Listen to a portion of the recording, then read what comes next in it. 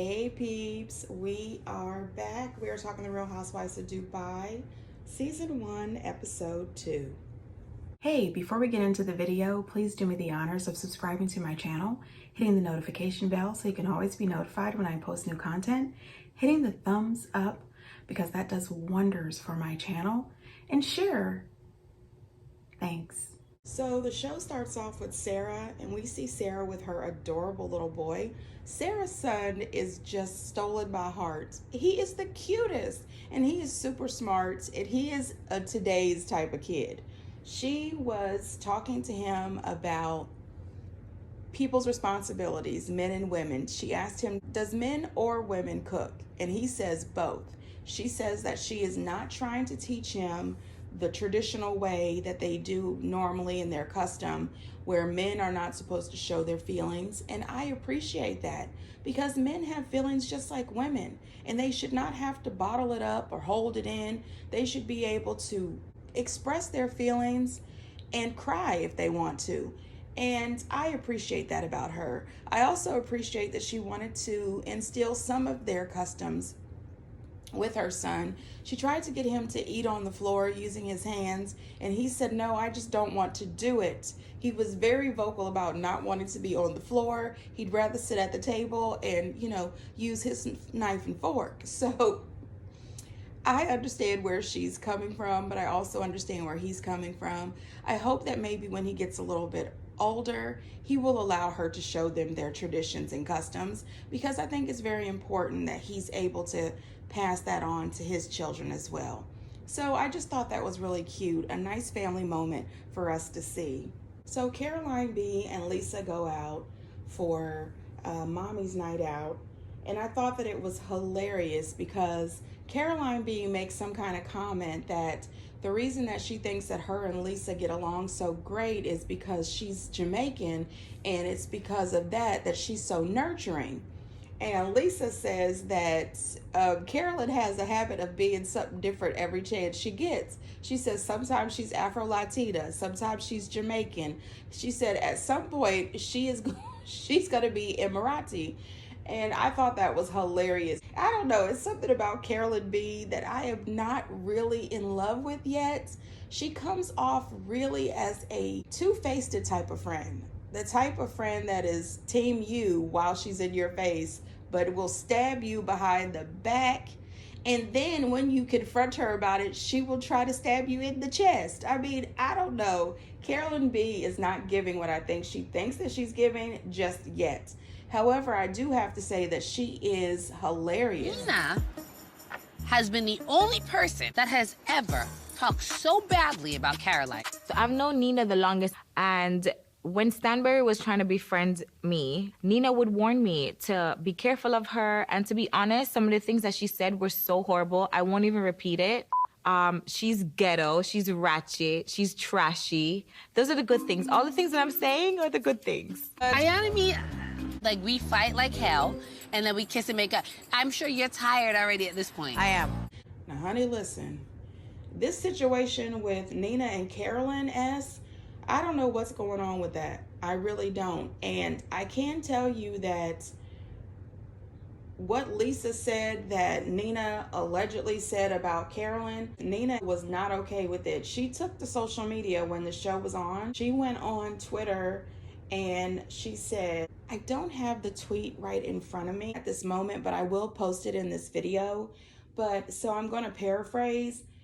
Nina goes out and she pretty much says that it's all good. She felt like Lisa had thrown her under the bus, and she also felt that Lisa has some sort of agenda, and then she wishes her the best. Lisa sees the tweet and she replies back that she does not have an agenda.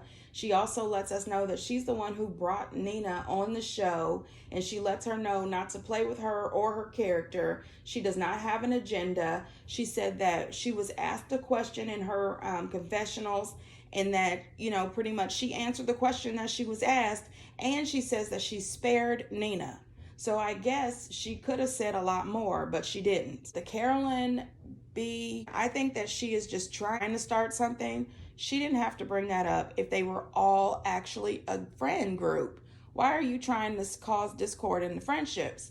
Then on top of that, the comments that she made about her and Chanel Ion, about how they like each other one day, they hate each other the next. A lot of friendships are like that. However, I think that it was wrong that Carolyn B called Chanel and kind of tried to rub it in that she wasn't invited to Carolyn S's party. And then she called Lisa saying, oh my God, did you hear Chanel wasn't invited to Stansberry's party? She was rubbing it in. She was making fun of the situation. And that is why Chanel had a problem. So Carolyn B, I'm just going to call her Brooks. So Brooks is not winning any contest, if you ask me. Sarah and Brooks go over to Stansberry's house. And did anybody notice that Stansberry's husband makes sure that he is there for every scene? That man is in the show as if he is a housewife. I don't trust this relationship at all. You know, Chanel was on Watch What Happens Live and she calls it an internship marriage. Listen, this is crazy to me. That man makes sure that he is in every scene, every conversation. Doesn't he have some male friends? Doesn't he have friends, period? Go somewhere and walk them damn dogs. Why are you always involved? I was blindsided in that dinner because she came for me really strong, and I've never been anything but a friend for her. Yeah. I was hurt by that. I think we should leave her better than the way we found her. No, I really don't need to accept her time or her energy right now. I'm very sorry if she's had trauma in her life, but she's not gonna add to mine. Now, Brooke saying that she doesn't know why Chanel was so hard on her because she hadn't done anything. Of course you have. Quit sitting there acting as if you were victimized at this dinner. You gave as good as you got. Quit playing. You know, and I appreciate Sarah sticking up for Chanel, stating that, you know, there's clearly something that triggered her. She must have had some sort of trauma. And listen, Stansberry is not my favorite, but I get it. What she said fits with me and my personality. I am truly sorry for your trauma, but you're not bringing that trauma into my life. I don't have to deal with it. The point is Stansberry does not like Chanel. Chanel does not like Stansberry. So listen, if I was Stansberry and I was not friends with Chanel, I wouldn't invite her to my hen party either. And vice versa. Chanel does not have to invite Stansberry to anything. This was her hen party / bachelorette party. I think the only people that should be invited to parties like that are people who are really your friends, people who care about you, people who don't think your marriage is an internship marriage. I'm just saying. I look good. I look good. I'm so sexy. It's like I'm Rihanna and then Nina, mashed potatoes with no butter. Plain. Thanksgiving is a very weird story. I'm from Africa. We've had many colonizers that were not supposed to be there, so I don't want to get into it. Why you didn't stand up for me when she kept on saying, I don't like you, I don't like you. I don't even recall that. Were you in the same party as me or not? Yes, I was. My anger is mostly with Stanbury, the way she talked to me in front of me. Why make me feel secluded? Honey, listen. Chanel telling herself how good she looks, how sexy she is. I'm thinking that is just her giving herself positive motivation. You know, they say you're supposed to wake up every day, look yourself in the mirror, and give out positive affirmations. I think that's what she's doing. And you know what? There's nothing wrong with that. When she said that woman was playing like mashed potatoes with no butter, I yelped. And then I had to rewind it 3 times to watch it again. I could not believe she said that. I said, oh, Lord. The woman is something else. I really do hate mashed potatoes without butter. I really do. Please do not bring me any plain old mashed potatoes. But then I thought to myself, if she thought that Nina was mashed potatoes with no butter, I would be a whole 10-pound bag of Idaho because I have 0 fashion sense. And if you invite me out to a nice casual lunch, I'm not going to be wearing, you know, a $3,000 Givenchy jacket or fur, you know, in the deserts. Nina had nothing on her arms. You are wearing a full fur and a wig and boots. I mean, it's hot out there. I'm just saying, I don't know. Now, honey, her comment about Thanksgiving, I'm just going to leave it there. I'm going to leave it there, okay? She said a lot and I appreciated it. I understand that she's a little bit upset with Nina because Nina didn't say anything, and Nina is supposed to be her friend. And I guess Nina has been her friend longer than she's been friends with Stansberry. But when Chanel came in and heard them speaking about the hen party, she went to 100 real quick. And her asking Nina to back her up, I thought, you don't really need any backup. You came in, you cleared the table. You didn't need any assistance. You read Brooks for filth, okay? And then you and Stansberry went toe to toe. I don't think you really needed backup from Nina. I don't think Chanel needs backup from anybody. This woman is really good at telling people the hell off. You know, and then when she called Nina a flip-flopper, skyscraper, and just boring, I said, well, you know, she is a tad boring, but this is only episode 2, so we got to keep watching. I'm just saying, Chanel so far, she is coming in as a top tier housewife, and this has only been 2 episodes. This woman is a lot. At this point, I think that Chanel is hilarious. I think that she is funny. She's transparent. She's definitely got a crap ton of charisma, and I think whoever cast should be a part of casting for the other franchises in the future. I think the crazy thing is Nina probably just didn't know what to do or what to say, and I think that she was just more shocked that her dinner was going so bad that she didn't know what to do besides just try to squash everything and move forward. Nina believes that with a conversation that Stansberry and Chanel can just make up, but I don't think so, because they just don't get along. They are not the same. They do not mesh. And everybody is not everyone's cup of tea. You do not have to be friends with everyone. But one thing that I do like about this show is that all of these housewives have some sort of history. They all have known each other for quite some time. And this is what chemistry looks like. You know, she talks to Nina about a little bit about what happened to her in her past with her father. And that is traumatic. That breaks my heart so bad for her. But she needs to get into some therapy. She really does. When someone has hurt you this bad, you cannot continue to go through life without addressing those problems, those issues. She deserves to feel better. And maybe that's why she always tells herself such positive comments about herself, is because she's trying to reinforce that she is special. She does deserve better. She is worthy. And all of that is true, but she has got to get help, because not everyone's going to like her, and she is going to run into many Stansberrys in her life. Now, I enjoyed seeing Lisa at the supermarket. We found out that the section that houses all the pork, you can only enter if you are a non-Muslim. She says that's where she stays. Me too, because I've got to get that Oscar Mayer bacon that they happen to be out of at the time. And a little pork chops, you know what I mean? I'd be over there in the pork section enjoying myself. Anyway, her little boy in the grocery store and those cookies. That little boy is, first of all, an adorable baby. Okay, he's so cute. He wanted the cookies. She told him he could have 1 cookie. She gets on the phone talking to Nina, and the little baby ends up having 3 or 4 cookies. And she gets off the phone when she says, have you been eating cookies this whole time? He says, close it. And she says, oh, now you want to close it. So many times. Christian, have you been eating cookies this whole time? Oh, now you want to close it. All the evidence is on your face. He was so adorable. That little boy just melts me. He's so cute. Now, Nina and her family on the Sky Wheel for Thanksgiving dinner, that was beautiful. That is something that I would love to do. And I know quite a few cities have that Sky Wheel, but I wonder if they serve food on it. I don't know. I can investigate later. If you know off the top of your head, get down in the comments and let me know. I thought it was great. You know, when they were going around the table saying something they were thankful for, her daughter says, I'll be thankful if we get off of here without anything happening. That's me. Because even though I think that's a great idea, I would be happy and scared at the same time. I don't do well with heights. I like all my activities on the ground.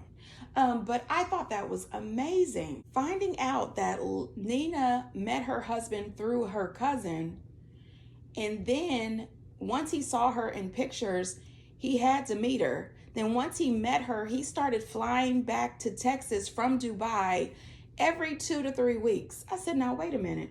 I know dudes who live 20 minutes away who won't make that commitment. I mean, seriously, you are getting the real frequent flyer miles if you are traveling that much from Dubai to Texas. We also find out that her and her husband made their wealth together, that they started off with nothing, living in a studio apartment and her working 4 jobs and him working hard. That is a couple that I can appreciate. They built their wealth together.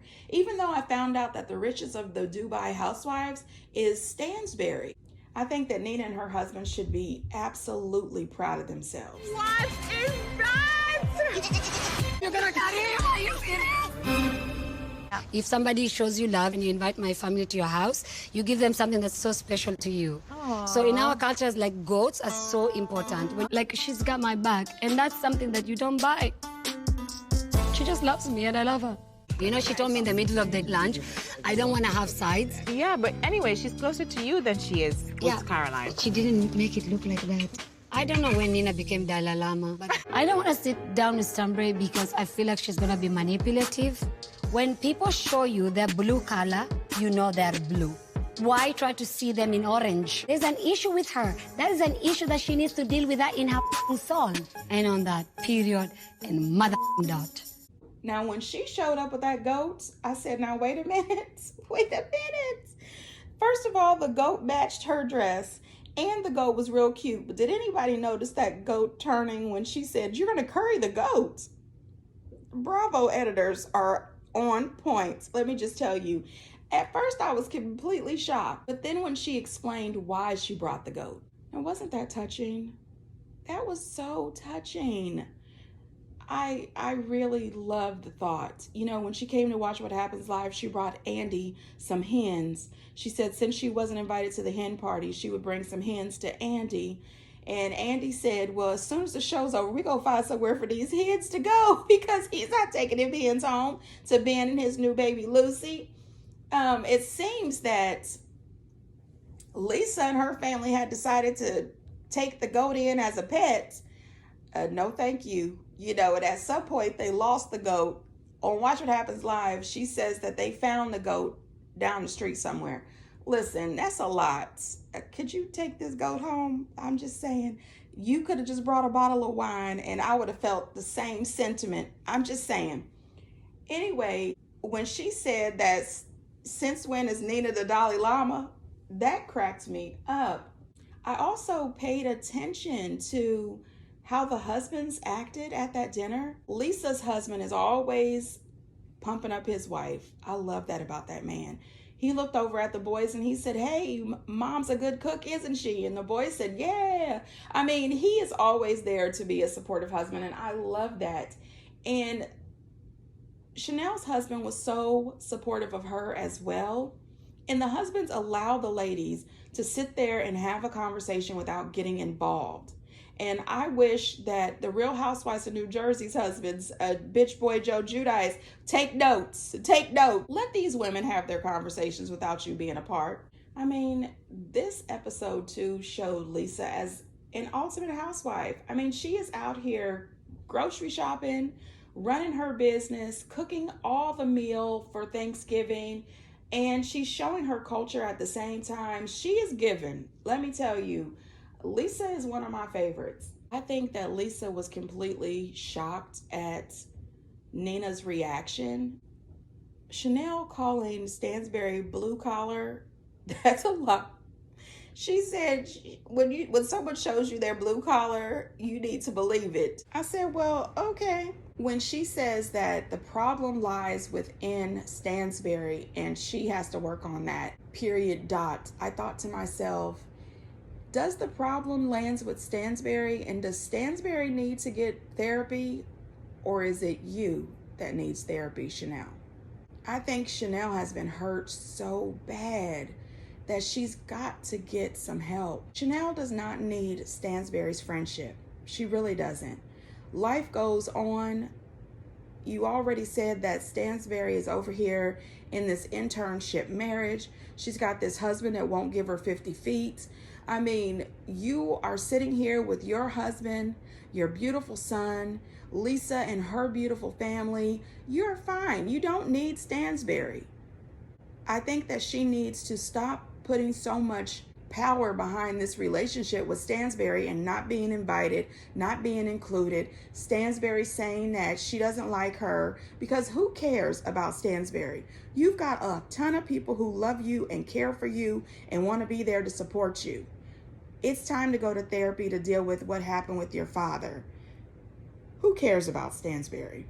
Then we see her conversation with Sarah. When she gets there, she brings Sarah a gift of onions because she says Sarah has a lot of layers. I said, well, that's interesting. Bring a bottle of wine the next time. The woman doesn't need any onions. First of all, Sarah's little boy told her he was disappointed in her. I love him. He did not appreciate her coloring his hair. He doesn't like it. It used to be good, but now you ruined it. I didn't ruin it. It used to be so blonde. I'm disappointed at you. You're disappointed in me? Do you feel like you forgave your father? No. 26 years, I've never spoken to him. He wanted to marry me off at 14 years old. He literally tied me on a tree. My whole entire life, all he's done is beat me. I don't want to cry, but honestly, it is not an easy situation for me to forgive someone like that. Honestly, it's not. It's not. It's not. That was hilarious for me. But when she has her conversation with Sarah, this scene brought tears to my eyes because it was so real. I was really proud of Chanel for being so open and transparent and being willing to share all this information with Sarah, and Sarah being there for her, and Sarah saying that she's trauma in her past and she's been working through it, and she's there to try to help others heal as well. It really just touched me. It was a real human experience between the two of them. I mean, just hearing her talk about her father, that was one of the saddest things that I have ever heard. And I have been so fortunate and so blessed in my life to have really good parents and really good step-parents that I could never imagine it. I could not fathom having a father like that or living through the life that she has led. I really do think that she should get some therapy. You know, Sarah told her that she would introduce her to her hypnotherapist, and I think hypnotherapy could work, but I think it should be coupled with traditional therapy as well. I am really hoping that they stay focused on this and that we see Chanel get the help that she truly needs, because she is a beautiful person inside and out, and she deserves to feel love. I want her to get to a point where she can move forward from this. I just wish both her and Sarah the very best. Get down in the comments, you guys, and let me know what you think. And until next time, bye.